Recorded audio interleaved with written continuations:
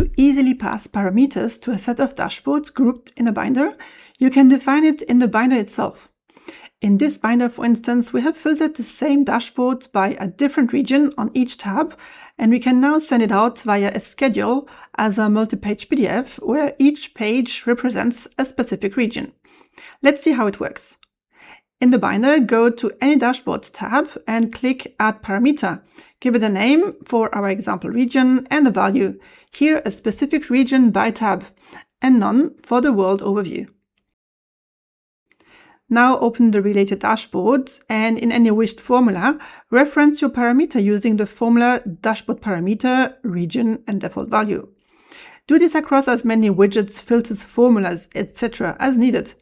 Here the default value of the dropdown is the pass parameter, and in the filter we only allow to display that same region too. Now when the binder is opened, the values are applied automatically and filter everything accordingly.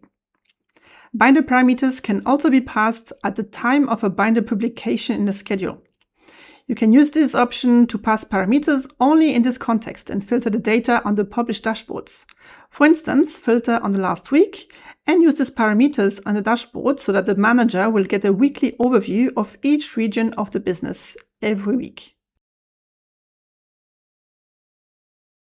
That's it. Now you know how to use parameters in binders.